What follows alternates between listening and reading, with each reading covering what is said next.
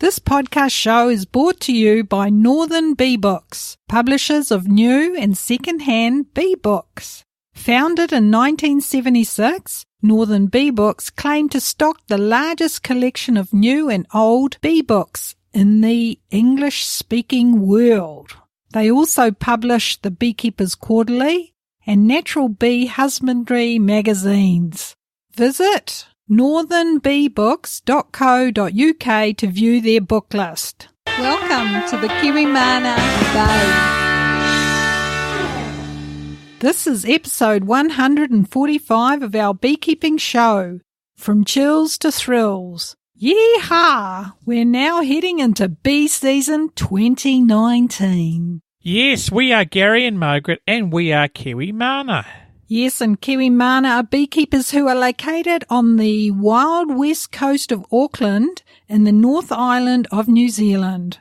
We teach, we sell beekeeping supplies and provide information to help you keep honeybees. In this episode, we talk about the Manuka honey fraud update from court and a catastrophic French honey harvest. We also have roving reporters checking in from Australia, England and Canada.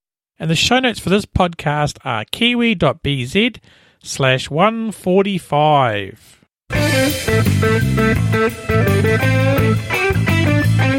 So, Margaret, welcome back from the winter break. Yes, thanks, Gary. Feeling refreshed and rejuvenated, and yeah. Wow, that's awesome that Northern Bee Books have become our sponsor, eh? Yeah, welcome to have them on board, eh, Dale? Fantastic. Thanks, guys. And what does it mean, Margaret, to be an organic or natural beekeeper? Well, it's meant a lot of work over winter, Gary, but as we hit the last weeks, we are very excited and chills to thrills as we hit the last week of winter. And as we came to the end of bee season 2018, we always like to look at what we've got left.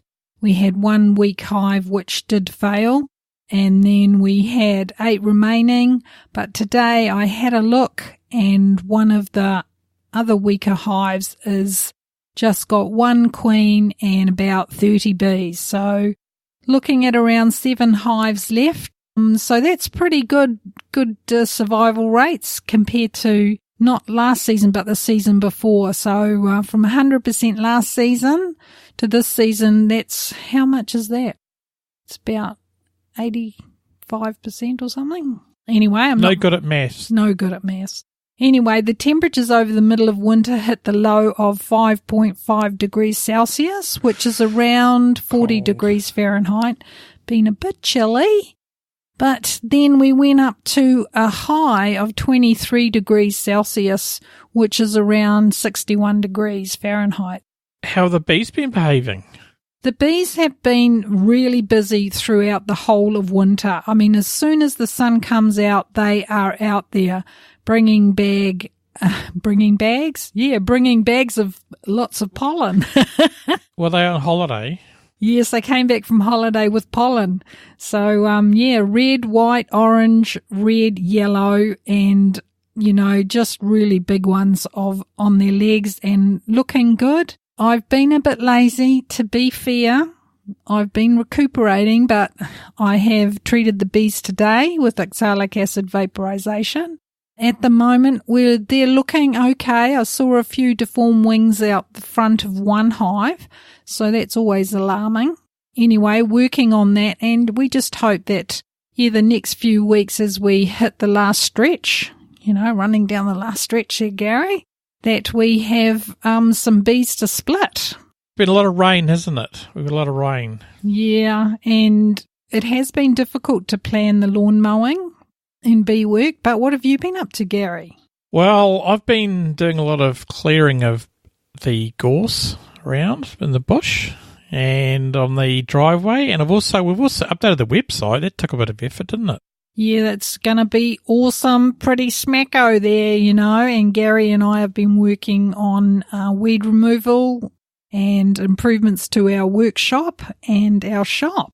So it's all looking what, Gary? Smacko. And we're going to be doing some weed spraying with organic weed spray, so we'll tell you how that works. Yes, we did a little trial, and that really affected Snow's nose. So she was sneezing, and so I quickly took her away because it doesn't smell the best, that stuff. No, and it's it's still harmful to your skin and stuff. Is it harmful to your skin? I just know that I didn't it was notice very it. strong smelling. Yeah, it smells kind of like fish, eh? I don't know. Just was very strong. But anyway, we're getting ready for bee season 2019, which for us starts on the 1st of September officially. We've been working on building new boxes and planning for our preemptive splits and working on getting wooden frames with wax foundation ready and using some of the solid baseboards from when they were smaller colonies. I used the solid baseboards, so they're going to be into them on the new season. And ongoing with the oxalic acid vaporization around every 2 weeks, although this last one was a little late. So that's just because of the weather as well as the cold. And our focus is going to be more on doing beekeeping classes and, sharing our organic or natural beehive management and doing an introduction to the beekeeping world. Yeah, we're doing the classes here at Britmana HQ now. Yeah, we've got a lot of people waiting for those classes to start, haven't we? So that's fantastic. Yeah, so we've got the dates just being formed at the moment, and they'll be released shortly. And we'll also go over our beehive management methods.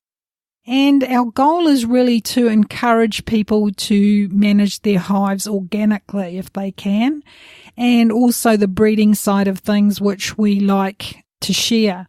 So it's going to be awesome. And the benefits, I think, with all of the preparations and getting the classes done is that hopefully we can spread the word that you can do it organically. It does take more effort, but it is well worth it. And yeah, I've got all my boxes at the ready.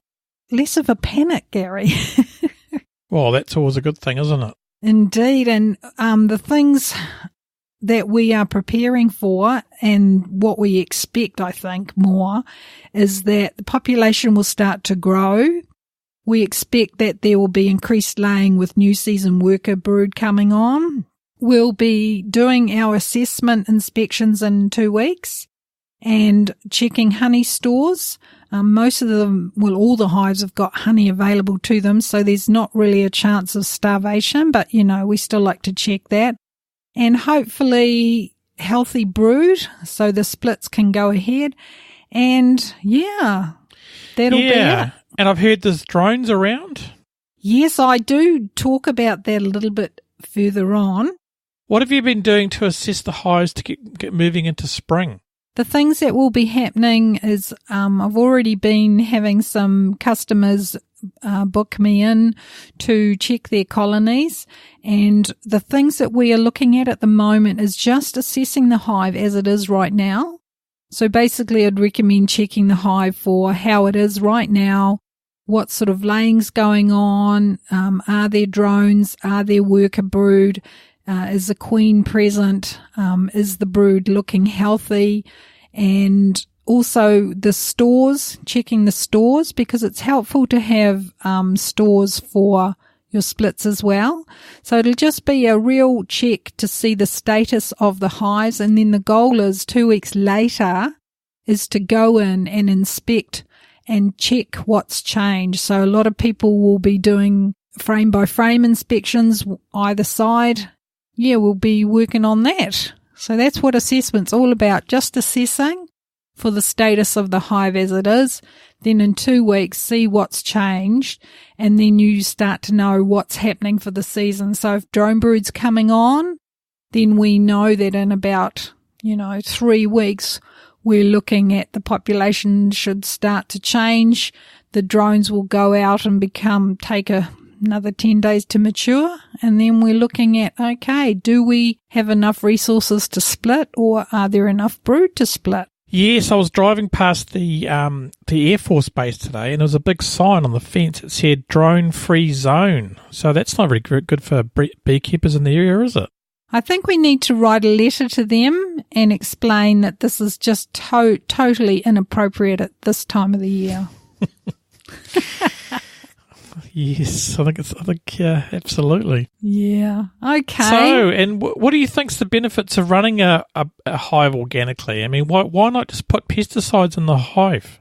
Yeah, good question, Gary. And, there's still a lot of arguments out there as to, why being organic is really the way to go. I think we're looking at the bigger picture.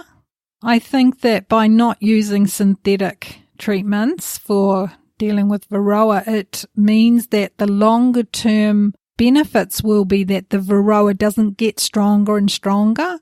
Hopefully with being organic, it means that the bees will survive, but they will be able to increase their bee cleaning behavior, which is really important for activity, which helps the bees kill Varroa. And if there's a little bit in the hive, they can manage it a lot better if you keep, using the organic. So long term, I think that if bees can manage a few Varroa in the hive, then I think that they will survive better. But yes, so you really wanted them to coexist with Varroa mites. Well, not necessarily coexist, but if they come in the hive, that they can deal with them better, that it doesn't overwhelm them. So if they react to that foreign mite, that they will kill it. So they call it, some people call it Varroa sensitive hygiene. But in New Zealand, I don't really think that that's working. I've seen some colonies that have failed from queens that were said to be VSH queens, but the hives failed. So it doesn't help them. They have to have some other help as well, unfortunately. But hopefully with less use of the synthetics, that we can actually stop the Varroa getting stronger and stronger. Yes, and our mission is to save the bees one hive at a time, isn't it? By helping you. Yeah, and you will help the honeybee. That's right. So we're heading into the bee season 2019, from chills to frills. Woohoo! The last weeks of winter here in New Zealand sees some late snowfalls in central North Island, which is great for our Kiwi skiers. Rugby has been on our agenda, eh, Dale? Yes, the World Cup's coming up. Yes, we're following New Zealand's Rugby World Cup winners, the All Blacks, or the ABs as we love to call them. And Gary spoilt me with buying me tickets to actually watch the ABs live. We're going there in a couple of weeks, eh, Dale? We are. Yeah, so woohoo! Anyway, enough about us. What's happening around the world, Gary? Yes, let's hear from our awesomeness banana KM145 reporters. This week we hear from Melbourne, Australia, Sheffield, Victor Harbour in South Australia, and British Columbia in Canada. Let's hear from Ben from Ben's Bees in Victoria. And Ben is a beekeeper from Melbourne in Sydney, Australia, and his company is called Ben's Bees. Let's see what Ben's got to say. Ben from Ben's Bees here. Hey everyone. The good news is we are on the good side of the winter solstice. So what that means is the days are getting longer, the weather a little bit warmer. And so this is so exciting because not too far away, the bees are going to be busy. So what's news in my neck of the woods? Well, the good news is the weather. We've had some nice weather. We've had a little bit of rain. So it should set up for the plants, trees, flowers, shrubs and so forth for a very good spring. Now, everything's on track. I know the peaches, I do a bit of pollination work, and the peaches will be in flower estimated to be on the 6th of August. So that's your exciting news for me. And for all your hobbyists, obviously your fruit trees will be out and about to flower and bloom. So there's our news. And also, big news too. How can I forget the Appy Mondia in Montreal? That's coming on the 8th to the 12th of September. So that's not far away. I'm super excited to be going. I'll be doing a little talk. So exciting times ahead. So get ready, everyone. Get your gear all ready for swarm season because it is around the corner.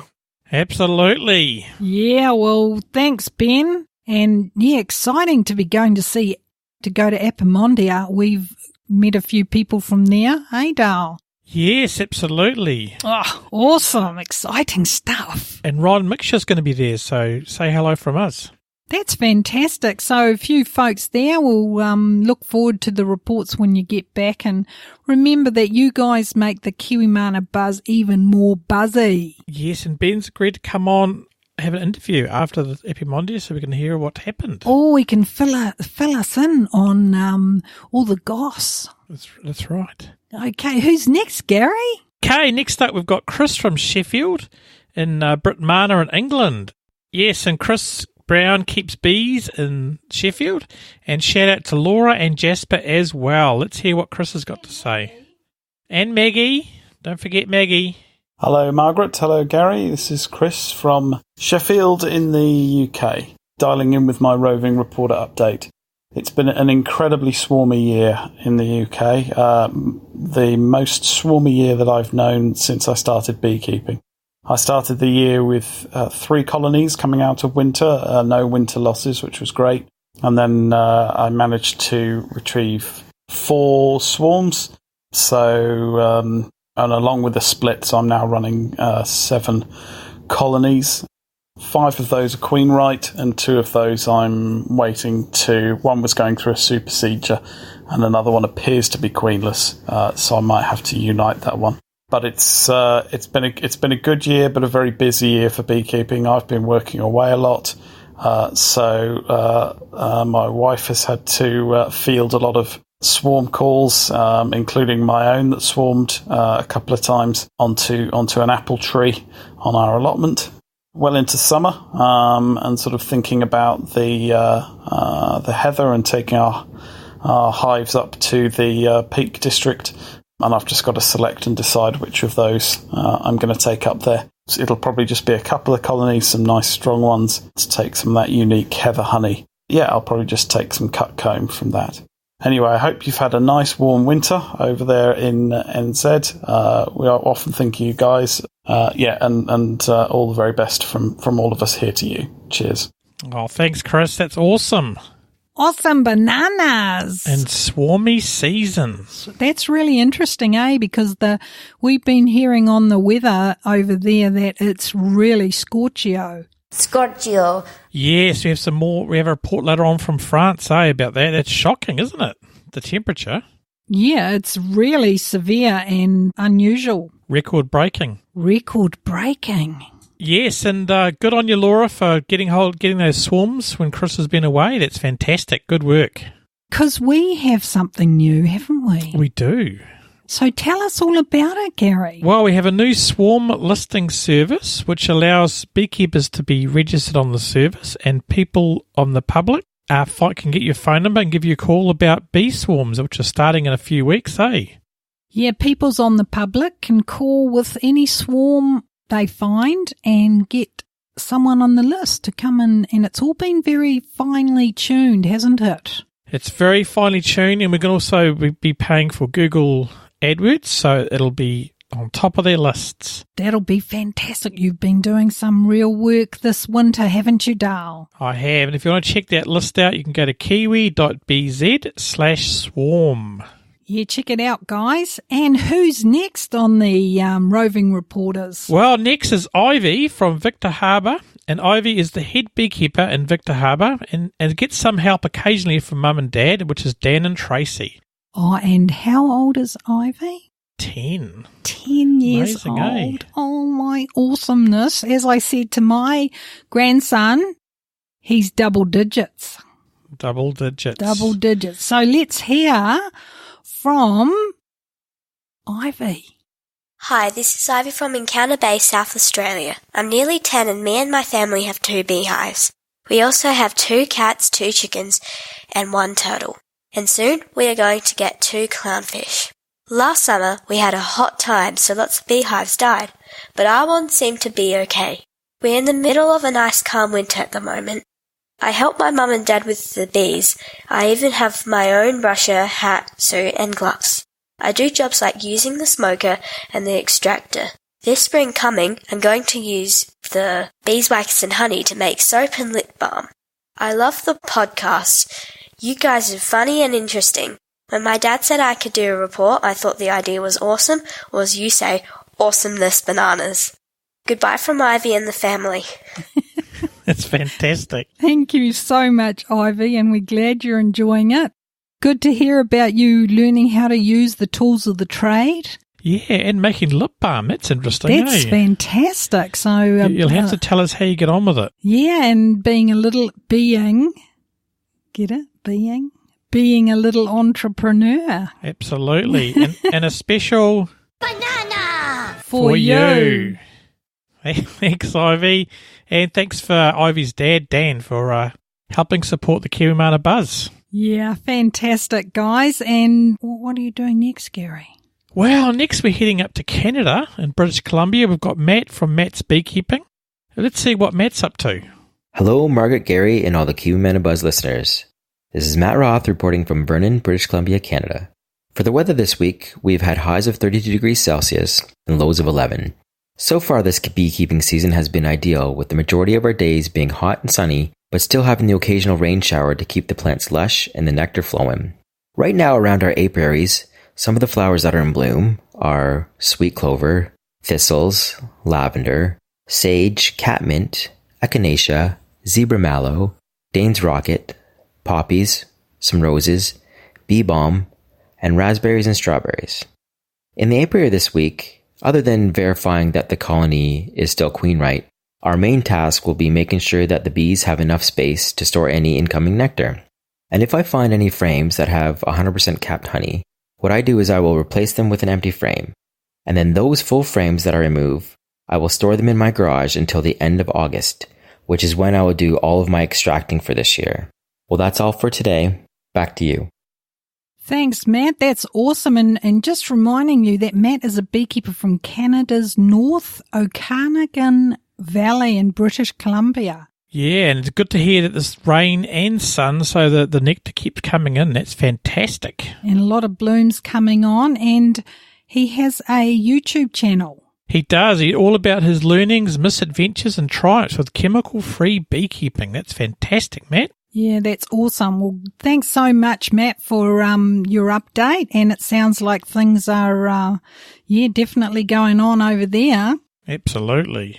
Do you want to be a roving reporter? Yes, you do. It would be awesome if you could help create the buzz by being part of the show, reporting in from your location while in the field. If so, could you record a quick update, 1 to 2 minutes of your local weather conditions and what people should be doing with your bees in your area, and email that to gary@kiwimana.co.nz, or there's a link there to the speak pipe on the show notes page. Awesome, and we look forward to hearing from new folks as well, and those of you who didn't have time to do a report, we look forward to hearing from you next time. Cheers, guys, and thanks so much for helping us to create the buzz.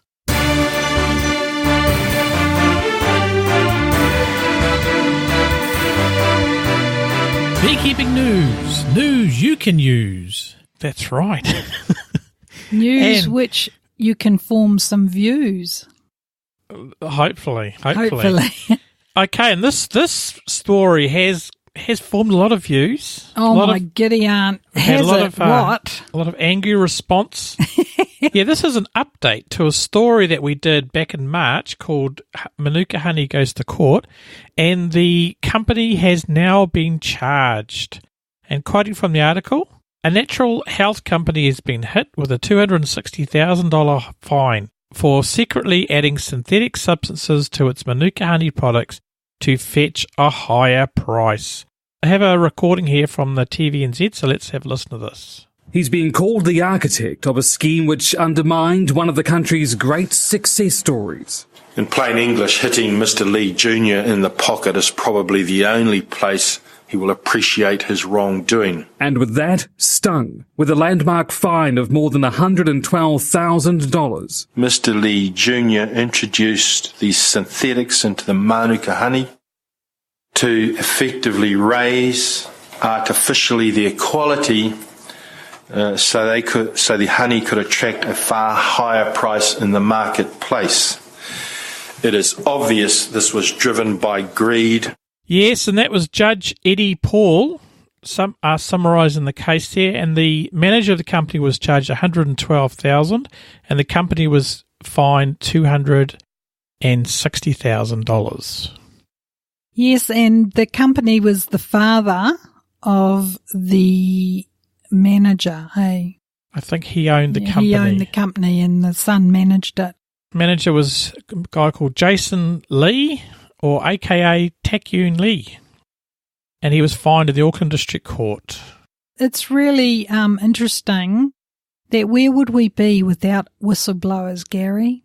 It would be a very quiet world, wouldn't it? Anyway, and so I think it's disgusting that a so-called natural health company is adding synthetics. Oh, yeah, that is just crazy. I hate it when people, pretend to be something that they're not, and they just, it is fraudulent, but it's also just deceit, just intent and deceit. They know what they're doing, and they just blatantly go ahead and do this. There's some arrogance to it as well. Oh, absolutely. And they apparently adulterated 14 tons of honey. Holy tololi. Yes, I mean, I don't know. I think that fine's enough. I don't know. No, it should be millions. I mean, how much money would they have made just by selling that 14 tons? I mean, seriously? Yeah, exactly. And the quote from the Judge Eddie Paul, I really like. It says, hitting Mr. Lee Jr. in the pocket is probably the only place he will appreciate his wrongdoing. Yes, well, we could all think of somewhere else where he could be hit, but let's not go there. Now, we have had some huge feedback, and this has really fired you guys up, and I really believe that the sting given, or the fine, was not enough, in my own view. But let's listen to some of the feedback, and just warning that some of the views expressed by folks are quite strong, so listener discretion advised. Well, we'll beep out any naughty words, so don't worry if you've got kids in the car. Do the beep. Beep. Oh, okay.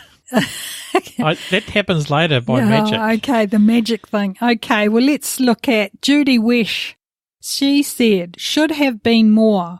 Look what it has done to all the other Manuka honey growers. Yeah, I agree. And G. Rong Raymundo says, peace on earth. Amen. On Chong says, fine is too light. Yes, indeed. I agree on. Yeah. And Moana Hakiwai, she says, deportation. Okay, that's a good view. Thank you. And Elizabeth James, maybe some jail time for food tampering would make more sense. Now, there's a good point. Yeah, I agree. Sophia Biles says, no mana, lies, deceit, and not born in New Zealand. Not everyone that comes from overseas is a scallywag. So let's not go down that road. But I agree that there's no mana in what he has done. Absolutely. Lisa Mary Cotter says, disgraceful. Agnes Gina Isaac says, WTF, exclamation mark, exclamation mark.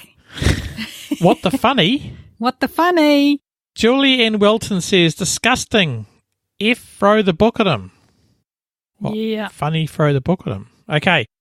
And she's got angry face. And Donna Marie Cox says, shameful. And Dylan, what does Dylan say? Dylan Markia Thomas says, make him pay the fine, then kick him back to his home country. Okay. Well, I think criminals, regardless of where they come from or whatever, if you break the law, I think that in some way it could require that to happen. I think it should be more difficult to become a citizen if you have if you've broken the law. I mean, it depends on the level of breaking the law, doesn't it? If you've, violence offence compared to food adulteration. I don't know. What do you think? I don't know. I think that possibly the fine was, could have been good, but some prison time maybe, because I think that this is really bad for our whole export industry.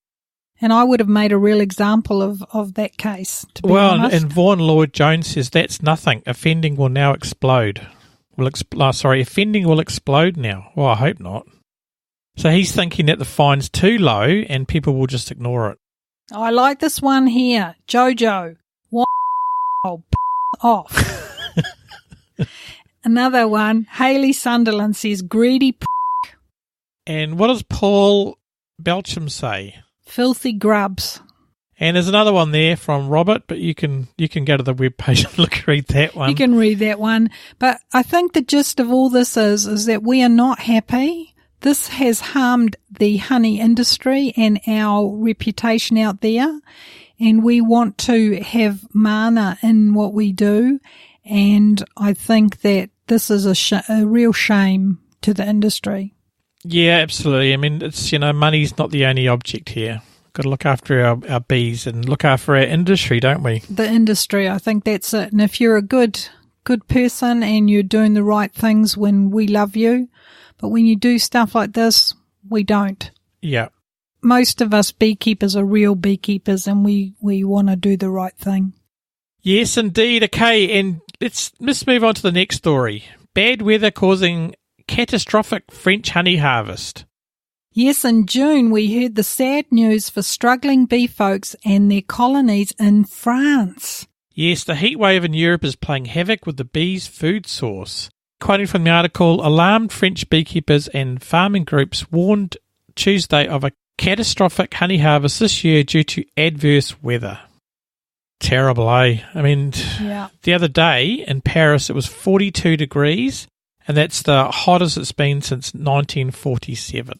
Yeah, I think that is the main talking point of this particular article, don't you? That it's just been extreme. Yeah, it's been extreme, and also the bees are collecting nothing at the moment, and also the frost in winter in many regions damaged the acacia trees, which bees like, and it followed by a rainy spring, so those trees didn't go too well. And bees are having to be fed sugar.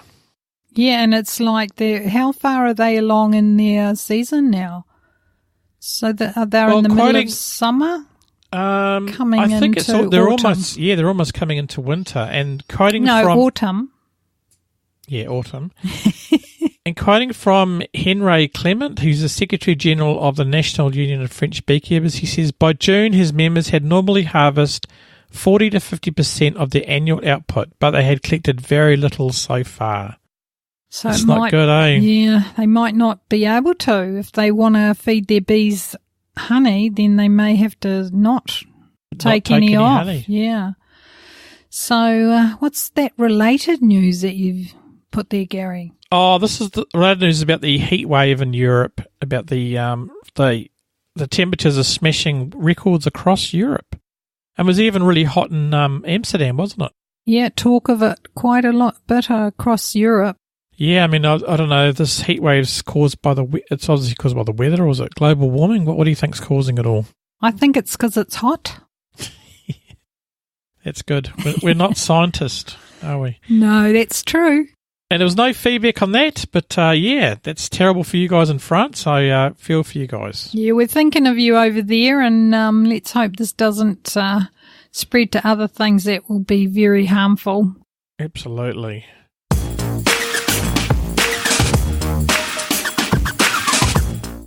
Well, feedback from you. We've got some great feedback, and a lot of it we're still reading. It's a lot of feedback, eh?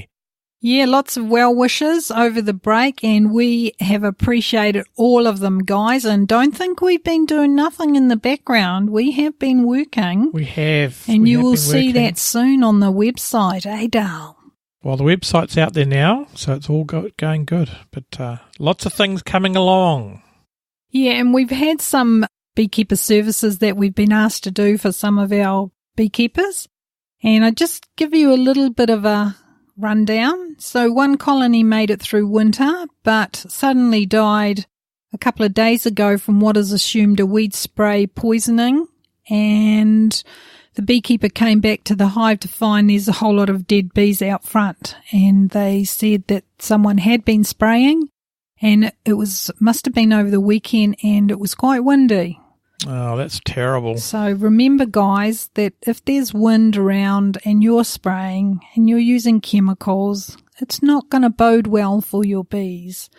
So moving on, one other colony customer had high population and has hatching drones at the moment, but they are coming out, emerging with deformed wings, and so we went in and opened some other cells, and there was about 2 or 3 mites in each cell, and those drones did not have healthy wings.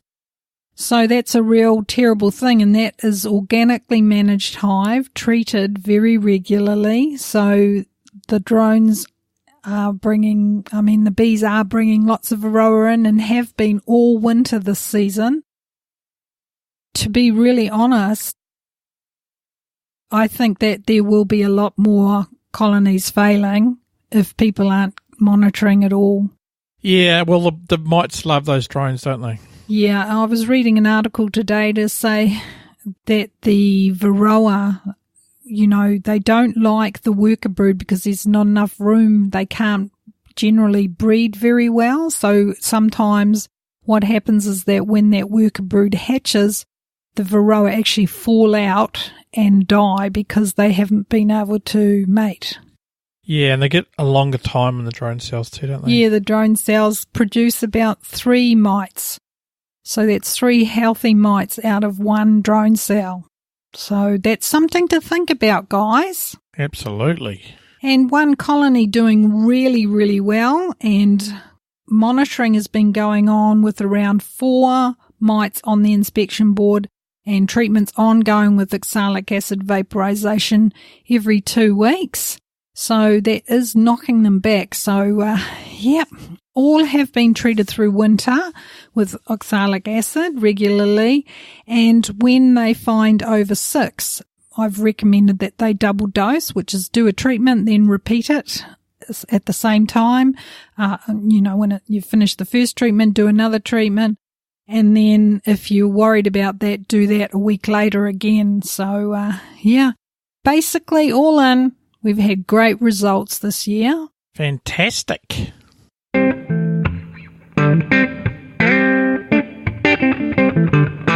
Okay, we're moving into the end of the show. Now, who helped us bring the show to you? Thanks for listening to our show, and thanks to all our supporters who support us through the Patreon service. This week we would like to thank Trish Stredden, Malcolm Sanford from apisenterprises.com, Michelle Lushy, Dan McGivern, Lisa Morrissey, Chris Palgrave from 3hairshoney.com, Michelle Scheidler,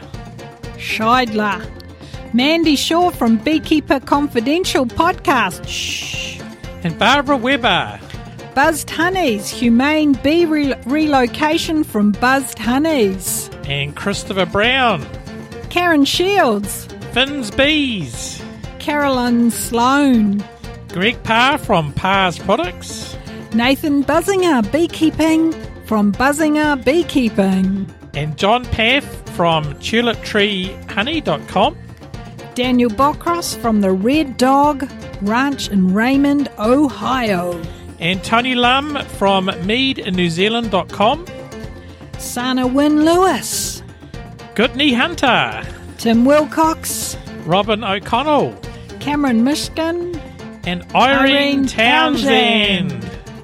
Thanks, guys. You're all awesome. Awesome. And if any of you supporters have a website you want to promote, like we've been reading out the people's websites, get in touch with Gary at kiwimana.co.nz. That's Gary, 1R, at kiwimana.co.nz. Now I can stop dancing.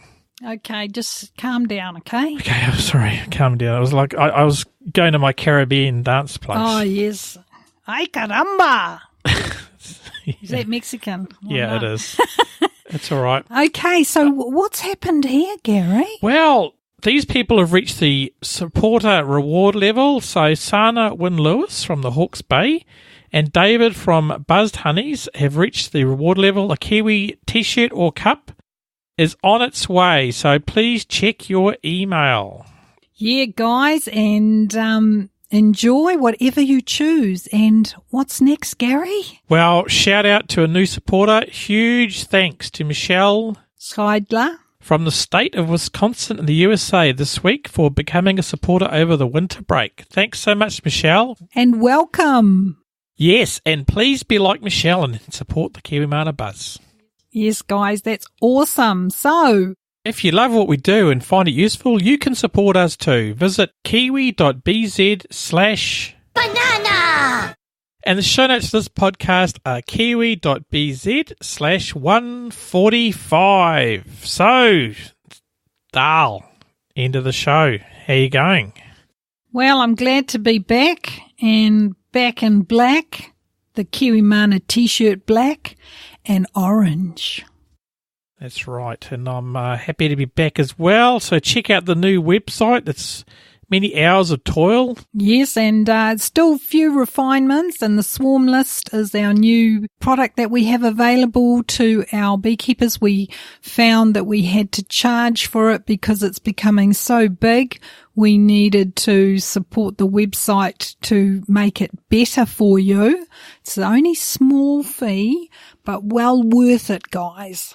Absolutely. So thanks, guys, for listening, and we will talk to you in a couple of weeks. Yeah, and may the buzz be with you.